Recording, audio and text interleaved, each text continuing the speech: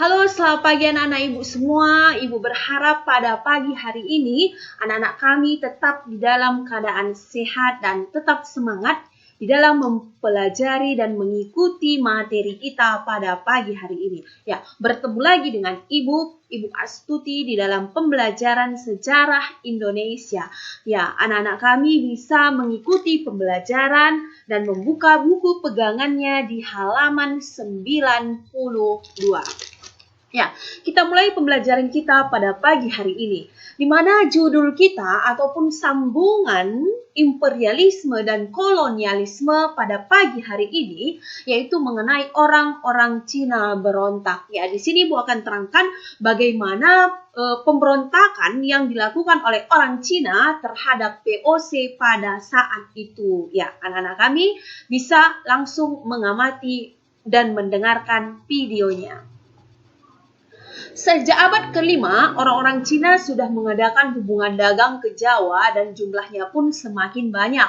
Di sini seperti materi yang sudah Ibu terangkan minggu lalu, kenapa masyarakat ataupun penduduk orang-orang asing banyak datang ke Indonesia untuk berdagang, yaitu selain posisi letak Indonesia strategis pada saat itu, di Indonesia banyak sumber daya alam yang dibutuhkan oleh orang-orang asing. Jadi di situ salah satunya orang asing yang datang ke Indonesia adalah orang-orang Cina.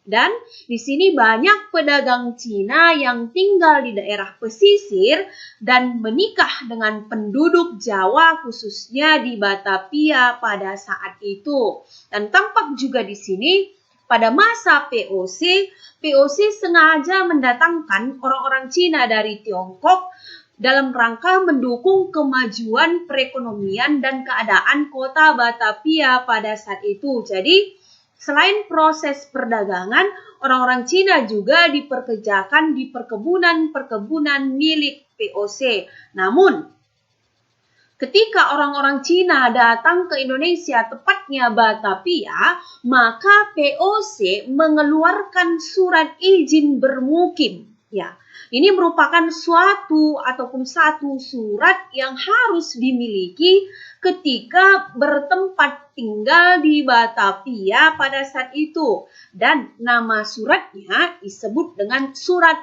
FAS ataupun Vermicipres Jes. Inilah surat yang diwajibkan dimiliki ketika orang asing datang dan bermukim di Batavia pada saat itu. Ya. Dan apabila orang-orang asing tidak memiliki surat izin, maka di sini VOC akan melakukan satu kebijakan. Orang asing tersebut akan ditangkap dan diasingkan ke Ceylon. Ya, anak-anak kami nampak di sini Ceylon merupakan Sri Lanka. Dan yang tidak memiliki surat PAS tersebut akan dipekerjakan di kebun-kebun milik VOC atau dikembalikan ke negara asalnya. Dan di dalam pengurusan surat izin tersebut ataupun surat PAS, surat izin bermukim yang Ibu berikan, yang Ibu terangkan tadi, di sini waktu pengurusannya untuk mendapatkan suratnya yaitu selama 6 bulan. Dan rakyat harus membayar 2 ringgit per orang. Inilah kebijakan yang dilakukan oleh pemerintahan VOC. Namun, di dalam kebijakan tersebut terjadilah penyelewengan. Ya, terjadilah penyimpangan. Apa penyimpangannya? Di mana masyarakat asing yang bermukim di Batavia tersebut harus membayar dengan biaya yang lebih mahal dari yang ditentukan oleh VOC tersebut. Ya. Jadi di sini tampak bahwa orang-orang asing yang datang ke Batavia harus memiliki surat PAS, di mana surat PAS-nya untuk mengurus memerlukan waktu selama 6 bulan dan membayar sebanyak 2 ringgit. Namun, terjadi penyimpangan, rakyat membayar lebih mahal dari biaya yang ditentukan. Ya, jadi di sini muncullah tokoh yang terkenal untuk memberontak kekejaman yang dilakukan oleh POC tersebut. Ya, siapa nama tokohnya? Benar sekali. Tokohnya yang bernama yaitu Oe Van Ko. Atau dikenal dengan sebutan Ki Vanjang. Kemudian di dalam bahasa Jawa disebut dengan Ki Sapanjang. Ya, kami bisa perhatikan, diulangi sekali lagi, nama tokoh perlawanan terhadap POC yaitu Oe Van Ko, atau dikenal dengan sebutan Ki Vanjang, atau di dalam bahasa Jawa disebut dengan Ki Sapanjang. Namanya diambil dari perannya dalam memimpin perlawanan di sepanjang pesisir Jawa. Jadi, nama dari Oe Van Ko di dalam bahasa Jawa yang disebut dengan Ki Sapanjang memiliki arti yaitu pemimpin perlawanan di sepanjang pesisir Jawa. Oke? Di sini ada beberapa hal yang dilakukan POC terhadap orang-orang Cina pada saat itu, di mana POC membakar pemukiman mereka. Ya, membakar pemukiman. Oke, seperti yang Ibu terangkan di depan tadi, tokoh perlawanan ataupun para pejuang untuk melawan kekejaman POC, yaitu di sini Oe Van Ko atau yang kita sebut tadi Ki Sapanjang. Di sini Ki Sapanjang dibantu dengan Raja Pakubuwana II melakukan penyerangan terhadap POC. Jadi apa yang dilakukan POC pada saat itu selain mengeluarkan surat pas? Di sini POC melakukan sweeping atau memasuki rumah-rumah orang Cina dan melakukan penyiksaan. Jadi terjadilah perlawanan di sini antara Oe Van Ko dan POC. Oe Van Ko didukung dan mendapat bantuan dari para bupati di pesisir. Di sini POC segera meningkatkan kekuatan. Dalam kondisi demikian, Pakubuwana II melakukan perundingan damai dengan POC. Jadi tadi seperti yang Ibu bilang, Ki Sapanjang melakukan perlawanan dengan POC. Ki Sapanjang dibantu oleh Pakubuwana II. Ketika keadaan POC pada saat itu diserang, banyak jatuh korban, akhirnya Pakubuwana II melakukan perundingan damai dengan POC. Jadi, sikap yang dilakukan oleh Pakubuwana II tersebut membuat kecewa dan sakit hati oleh orang-orang keraton. Ya, kenapa sakit hati? Seperti yang anak-anak kami lihat tadi, bahwa di sini Oe Van Ko atau Ki Sapanjang melakukan penyerangan terhadap hal yang dilakukan oleh POC. Dan perlawanan yang dilakukan oleh Ki Sapanjang tadi didukung oleh orang-orang bupati di pesisir. Namun akhirnya Pakubuwana II melakukan perundingan damai dengan POC. Jadi Ki Sapanjang atau Oe Van Ko adalah salah satu orang yang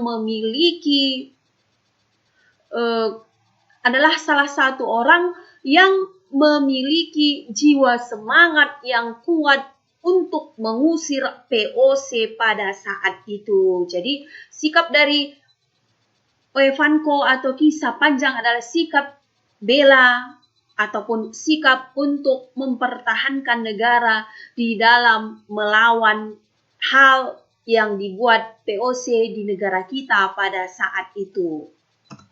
Oke, masuk kita perlawanan yang terakhir, yaitu perlawanan Pangeran Mangkubumi dan Mas Said. Oke, anak-anak kami bisa juga perhatikan bukunya di halaman 94. Ya, bagaimana perlawanan Pangeran Mangkubumi dan Mas Said ketika melawan POC pada saat itu? Persahabatan antara Pakubuwana II dengan POC menimbulkan kekecewaan para bangsawan kerajaan. Seperti tadi di materi sebelumnya, kita lihat bahwa Pakubuwana II melakukan hubungan damai dengan POC. Jadi, hubungan damai yang dilakukan oleh Pakubuwana II dengan POC menimbulkan kekecewaan. Pasti di sini sangat kecewa ya nak ya. Ketika sebagian bangsa kita pada saat itu ingin mengusir POC dari negara kita, namun Pakubuwana II bahkan menjalin kerjasama dengan POC. Jadi apa yang dilakukan POC terhadap wilayah Yogyakarta pada saat itu? Ya, tampak di sini POC ikut campur dalam urusan kerajaan. Semua yang tidak perlu diurusi oleh POC di sini tampak bahwa POC ikut campur dan muncullah perlawanan yang bernama Raden Mas Said. Siapa itu Raden Mas Said? Ya, tampak di sini bahwa Raden Mas Said adalah putra dari Raden Mas Ria, di mana mulai dari umur 14 tahun Raden Mas Said sudah diangkat sebagai gandek keraton. Gandek di sini disebut dengan pegawai rendah di istana. Dan ketika Mas Said sudah berpengalaman, di sini Mas Said mengajukan permohonan untuk naik pangkat. Ya biasa ya, ketika kita bekerja di satu tempat, kita mengusulkan untuk naik pangkat sama dengan Mas Said. Ketika dia bekerja sebagai gandek keraton ataupun pegawai rendah di istana, dia mengusulkan untuk naik pangkat. Akibat permohonan ini, Mas Said mendapat cercaan dan hinaan dari keluarga Patih. Ya, bukan dukungan yang didapat oleh Mas Said, melainkan cercaan dan hinaan. Oke, lanjut. Akhirnya, dari cercaan dan hinaan tersebut, Mas Said sakit hati. Ya, dan muncullah niat untuk melakukan perlawanan terhadap POC yang telah membuat kerajaan kacau karena banyak kaum bangsawan yang bekerja sama dengan POC. Jadi, karena sakit hati yang didapat oleh Mas Said tersebut, akhirnya muncullah niat Mas Said untuk melakukan perlawanan terhadap POC. Ya, seperti yang Ibu terangkan tadi, POC di sini turut campur terhadap kerajaan pada saat itu. Akhirnya Mas Said beserta pengikutnya, ya jadi di sini Mas Said keluar dari kerajaan dan keraton dan akhirnya Mas Said oleh pengikutnya diangkat sebagai raja yang baru yang bergelar Pangeran Adipati Anom Hamengkunegara Senopati Sudibianing Prang. Ya, namanya tampak di sini panjang, namun julukan nama yang lain untuk Mas Said adalah Pangeran Sumber Nyawa. Ya, anak-anak kami bisa melihat sebutan nama untuk Mas Said disebut juga dengan Pangeran Sumber Nyawa. Ya. Perlawanan Mas Said cukup kuat dibantu. Maksud Ibu, perlawanan Mas Said cukup kuat karena dibantu dukungan dari masyarakat yang merasa tidak senang terhadap pemerintahan Pakubuwana II pada saat itu ataupun yang menjabat sebagai Raja Mataram. Di sini di dalam semangat Mas Said untuk melawan POC dan Mas Said selalu memenangkan peperangan, maka pada tahun 1745 Pakubuwana II mengumumkan. Ya, jadi apa yang diumumkan oleh Raja Pakubuwana II? Ya, Raja Pakubuwana II mengumumkan barang siapa yang dapat memadamkan perlawanan Mas Said akan diberi hadiah sebidang tanah di Sukowati ataupun Sragen sekarang. Ya, jadi untuk menaklukkan perlawanan yang dilakukan oleh Mas Said terhadap POC, maka Raja Mataram pada saat itu yang bernama Pakubuwana II mengumumkan, siapa yang bisa memadamkan perlawanan Mas Said akan diberikan hadiah. Oke, kita lanjut. Walaupun Pakubuwana II mengumumkan hal tersebut, di sini semangat juang Mas Said tidak dapat dikalahkan. Ia dengan pengikutnya terus melancarkan perlawanan terhadap VOC dan juga pihak kerajaan. Ya.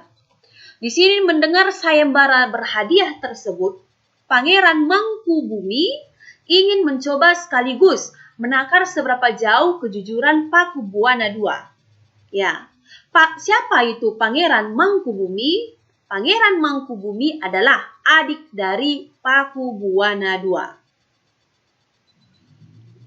Oke, Mangkubumi adalah adik dari Pakubuwana II yang mengumumkan sayembara untuk memadamkan perlawanan yang dilakukan oleh Mas Said.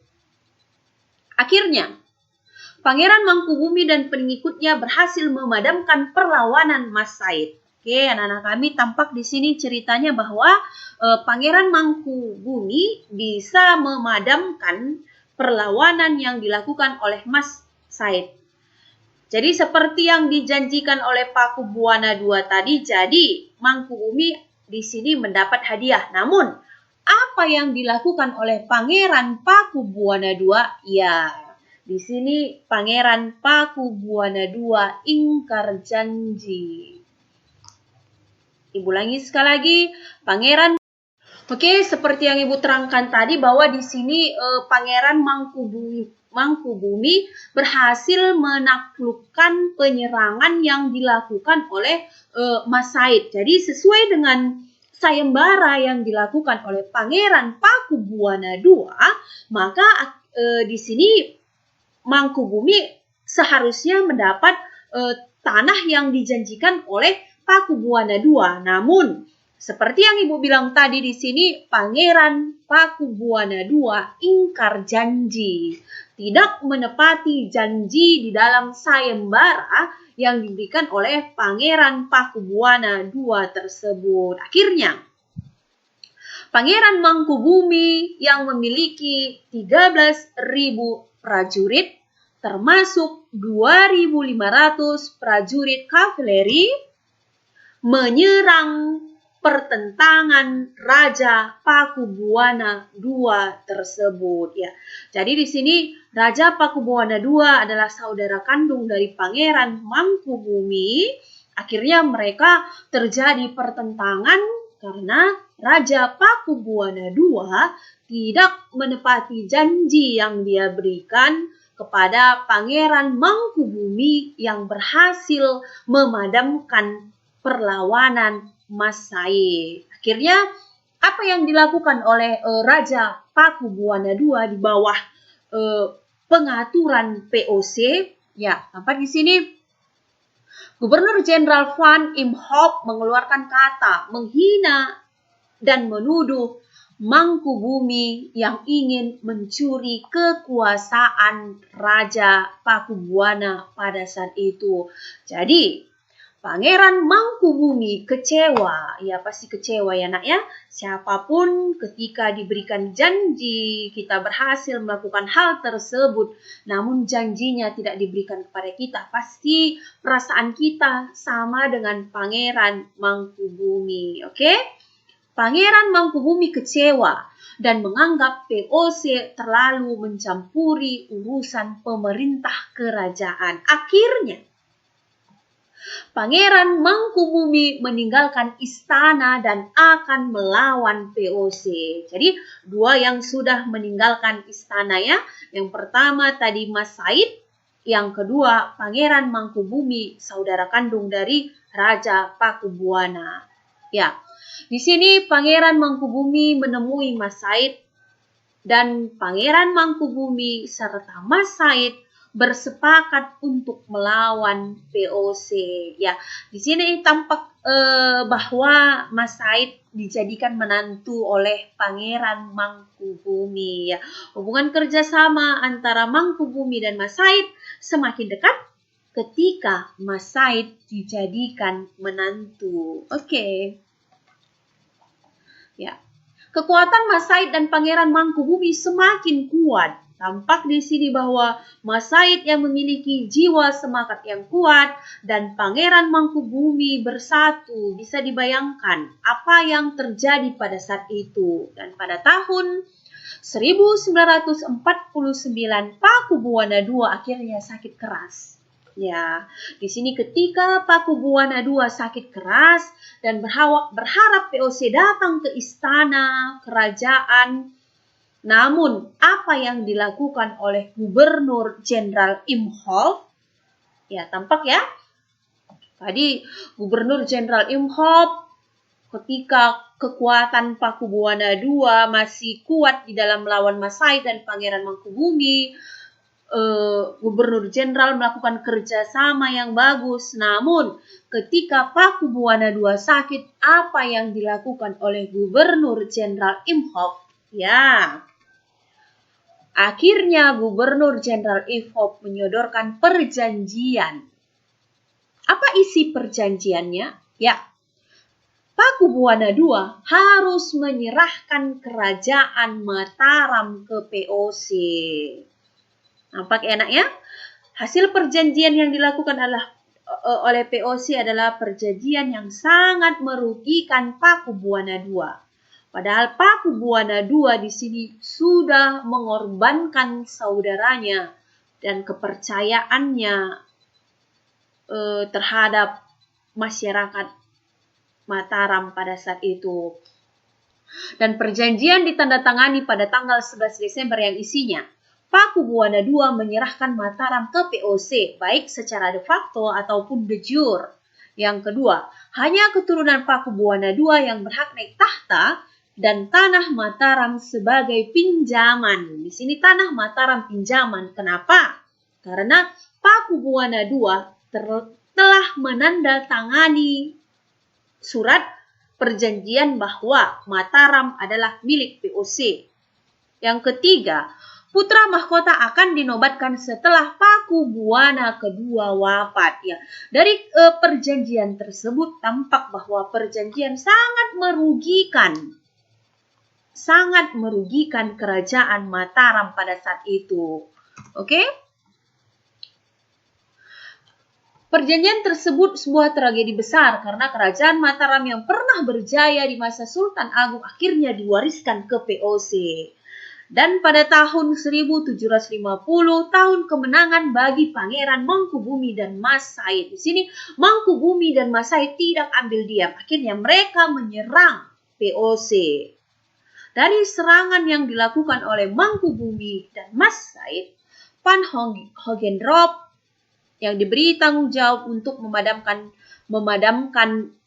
penyerangan Mangkubumi, frustasi dan putus asa, akhirnya mengundurkan diri dan digantikan oleh Nicholas Harting dan Jacob Mosel.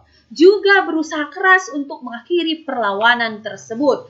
Terjadilah peperangan antara POC yang memiliki kerajaan Mataram dengan Pangeran Mangkubumi beserta Mas Said. Di sini terjadi kekacauan, di mana peperangan tersebut menghabiskan dana yang besar. Akhirnya, POC membujuk Pangeran Mangkubumi untuk berunding. Dan perundingan tersebut dilakukan atau dibuat menjadi perjanjian. Perjanjian yang bernama Perjanjian Giyanti yang ditandatangani di desa Giyanti. Jadi terjadi perlawanan besar-besaran. Untuk mengakhiri perlawanan tersebut, POC membujuk Mangkubumi untuk melakukan satu perjanjian. Ya, apa isi perjanjian Giyantinya? Ya, anak-anak kalian bisa lihat di sinilah dibuat perjanjian Giyanti tersebut, dan inilah surat perjanjian Giyanti tersebut. Dan isi perjanjian Giyanti ataupun Palihan Nagari yaitu Mataram dibagi dua, bagian barat atau Yogyakarta diberikan kepada Pangeran Mangkubumi. Ya, Pangeran Mangkubumi disebut dengan Sultan Hamengkubuwono pertama. Sebelah timur Surakarta tetap diperintah oleh Pakubuwana III. Ya, Pakubuwana III adalah Raja Mataram setelah Pakubuwana II. Namun kerajaan Mataram tersebut merupakan milik dari POC setelah dilakukan pertandatanganan, dan perlawanan Mas Said berakhir setelah tercapainya perjanjian Salatiga pada tanggal 17 Maret 1757 yang isinya Mas Said diangkat sebagai penguasa Maksud Ibu, Mas Said diangkat sebagai penguasa di sebagian wilayah Surakarta dengan gelar Pangeran Adipati Arya Mangkunegara I ataupun Pangeran Sambung Nyawa. Oke. Ini adalah gambar Sultan Hamengkubuwono pertama atau Pangeran Mangkubumi. Ini adalah gambar Sunan Kalijaga atau Raden Mas Syair. Oke.